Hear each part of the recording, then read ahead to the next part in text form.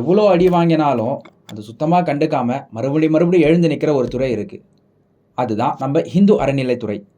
Court எவ்வளோ கண்டனம் தெரிவிச்சிருக்குங்க. ஆக்கிரமிப்பு நிலங்கள்லாம் மீட்டணும், உழவார பணிகள்லாம் நிறையா நடக்கணும், கோவிலெல்லாம் நிறையா சீரமைக்கணும், பழங்கால பொக்கிஷத்தெல்லாம் பாதுகாக்கணும், சிலைகள் அதெல்லாம் நிறையா உடைக்கப்படுது, அது எல்லாத்தையும் நம்ம பத்திரமா பாதுகாக்கணும் அப்படிலாம் கோர்ட்டு சொல்லிட்டு இருந்த நிலையில் இப்போ ரீசெண்டாக ஒரு தீர்ப்பு ஒன்று வந்திருக்கு. அது என்ன தீர்ப்புனா, உழவார பணி அதற்கான தீர்ப்பு. ஒரு உழவார பணியாளர்கள் குழு எங்களை நிம்மதியாக நீங்கள் அந்த பணியை செய்ய விடுங்க அப்படின்னு சொல்லி கோர்ட்டில் ஒரு கேஸ் ஒன்று போட்டிருக்காங்க. அதற்கு நீதிபதிகள் இந்து அறநிலையத்துறையை கண்டிச்சிருக்காங்க. எதற்காக நீங்கள் உழவார பணி செய்கிறவங்களை தடுக்கிறீங்க அப்படின்னு. உழவார பணின்றது நம்மளோட ஹிந்து தர்மத்தில் ரொம்ப முக்கியமானது. இதை பற்றி நிறைய குறிப்புகள் இருக்குது. நம்மளோட நாயன்மார்களும் ஆழ்வார்களும் இதை பற்றி நிறையா சொல்லியிருக்காங்க. உழவார பணி அப்படின்றது நம்மளோட கோவிலுன்ற ஒரு பொக்கிஷத்தை பாதுகாக்க ரொம்ப முக்கியத்துவம் வாய்ந்தது.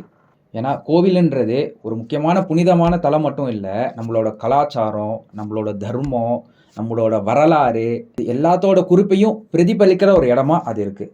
இப்பேற்பட்ட கோவிலில் தான் நம்மளோட முன்னோர்களான ஆழ்வார்கள் நாயன்மார்கள்லாம் திருவாசகம், தேவாரம், 4000 திவ்ய பிரபந்தம் இதெல்லாம் நமக்கு பாடி கோவில் மூலயமா நமக்கு அதெல்லாம் ஒரு பொக்கிஷமாக கொடுத்துட்டு போயிருக்காங்க. சைவத்தை பொறுத்த வரைக்கும் மொத்தமாக பாடல் பெற்ற ஸ்தலம் அப்படின்னு சொல்லி 276 ஸ்தலம் இருக்குது. அதில் 267 கோவில்கள் தமிழ்நாட்டில் இருக்குது. அப்புறமா வைப்பு ஸ்தலங்கள் அப்படின்னு சொல்லி மொத்தமாக 249 இருக்குது. அதில் தமிழகத்தில் மட்டும் 189 ஸ்தலங்கள் இருக்குது. இதில் இன்னொரு விசேஷம் என்னன்னு பார்த்தீங்கன்னா, ஒரு வைப்பு ஸ்தலம் அது கல்ஃப் கண்ட்ரியில் இருக்குது அப்படின்னு நமக்கு தெரிய வருது. அதேமாரி வைஷ்ணவத்தில் பார்த்தீங்கன்னா மொத்தம் 108 திவ்ய ஸ்தலங்கள் இருக்குது.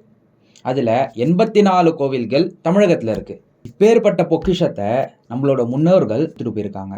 இதை பாதுகாக்கிற முக்கியமான பணி நம்ம இந்து அறநிலையத்துறை கிட்ட தான் இருக்குது. ஆனால் இதெல்லாம் அவங்க பண்ணலாலும் சரி, இதை நாங்களாம் பண்ணுறோம்னு சொல்லி மக்களே முன்னுக்கு வராங்க. அவங்க பண்ணுறதையும் அறநிலையத்துறை தடுக்குது. இதில் கோர்ட்டே ஒரு உதாரணம் சொல்லியிருக்காங்க. கோவில் குளங்களை பார்த்தீங்கன்னா, கோவில் குளம்ன்றது கோவிலுக்கு தண்ணி எடுக்கிறதுக்கு மட்டும் உபயோகமாக இல்லை, அந்த குளத்தை மையமாக வச்சு சுற்று வட்டாரத்தில் இருக்கிற ஊர்களுக்கும் அங்கேருந்து தண்ணி போகும், வாட்டர் லெவல் இருந்துக்கிட்டே இருக்கும், பக்கத்தில் செடி மரம் அதுமாரி விஷயம்லாம் நிறையா வளர்ப்பாங்க. ஸோ அதுக்கெல்லாமும் ஒரு முக்கிய பங்காக இருக்குது கோவில் குளம்ன்றது அப்படின்னு சொல்லியிருக்காங்க. கோவில் குளத்தெல்லாம் புனரமைக்கிறதுக்கு உழவார பணி கட்டாயம் தேவை அப்படின்றதையும் மென்ஷன் பண்ணியிருக்காங்க அவங்க. இப்பேற்பட்ட உழவார பணிகளை தடுக்கிறது மீண்டும் கண்டனத்துக்குரியது அப்படின்றத அவங்க தெளிவாக மென்ஷன் பண்ணியிருக்காங்க. அப்புறம் நம்ம இந்து அறநிலையத்துறைக்கு ஒரு சில பல அறிகுறைகள்லாம் சொல்லியிருக்காங்க. கோவிலில் இருக்கிற முக்கியமான ராஜகோபுரம், அப்புறம் அந்த சின்ன சின்ன சாமி கிட்ட இருக்கிற கோபுரங்களெல்லாம் தவிர்த்து மற்ற எல்லா பகுதிகளிலையும் மக்களை அனுமதிக்கலாம் உழவார பணி செய்கிறதுக்கு அப்படின்ற ஒரு விஷயத்த சொல்லியிருக்காங்க.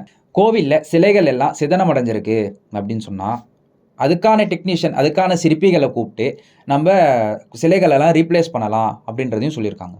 இந்த ஜட்ஜ்மெண்ட்டில் நம்ம முக்கியமாக பார்க்க வேண்டியது ஒன்று என்னென்னா, ஹிந்துவிசம் அப்படின்ற பேர் வெள்ளைக்கார நமக்கு கொடுத்த பேர். ஆனால் ஏஷியன் ஸ்கிரிப்ட்ஸ்லாம் என்ன சொல்லியிருக்காங்க அப்படின்னா, புத்திசம், ஜெயினிசம் அது எல்லாமே நம்ம ஹிந்து மதத்துக்குள்ளே தான் அடங்கியிருக்கு, எல்லாத்துக்குமே பொதுவான ஹிஸ்ட்ரி அதுக்குள்ளே அடங்கியிருக்கு அப்படின்னு சொல்கிறாங்க. நம்மளோட சமுதாயம் மொத்தம் ஒரு 6 மதமாக பிரிஞ்சு இருந்தது. அதை அந்த 6 மதத்தையும் ஒரே நேர்கோட்டுக்குள்ளே கொண்டு வந்தவர் யாருன்னு பார்த்தீங்கன்னா நம்மளோட ஆதிசங்கரர். குறிப்பாக ஜட்ஜ்மெண்ட்டில் இன்னொரு முக்கியமான விஷயம் சொல்லியிருக்காங்க. இந்த தீக்கா போன்ற அமைப்பு அவங்களெல்லாம் பார்த்தீங்கன்னா நம்ம இந்து மதத்துக்குள்ளே நிறைய ஏற்றத்தாழ்வெல்லாம் இருக்குது, உயர் ஜாதியினர் மட்டும்தான் கடவுள் நிலையை அடைய முடியும் அப்படின்லாம் நிறையா பொய் பிரச்சாரம் பண்ணிட்டு நிறையா பரப்பிட்டு இருக்காங்க. இது எல்லாத்தையுமே அடித்து உடைச்சிருக்கு இந்த ஒரு தீர்ப்பு. அது என்னன்னு பார்த்தீங்கன்னா, ஆழ்வார்கள் நாயன்மார்கள் இவங்களோட லிஸ்ட்டு எல்லாத்தையும் யார் யார் எப்படி எப்படிலாம் வந்திருக்காங்க அந்த நிலைக்கு அப்படின்றத எடுத்து பார்த்தீங்கன்னா அதில் எல்லா விதமான ஜாதியினரும் இருப்பாங்க. இவங்க தான் அப்படின்னு கிடையாது. ஏற்றத்தாழ்வுலாம் எதுவுமே இல்லாமல் எல்லா சமுதாயத்தை சேர்ந்தவங்களும் ஆழ்வார்கள் நாயன்மார்களாக இருக்காங்க அப்படின்றத இந்த தீர்ப்பு மூலயமா சொல்லியிருக்காங்க. இதுதான் மக்களே நம்மளோட சனாதன தர்மம்.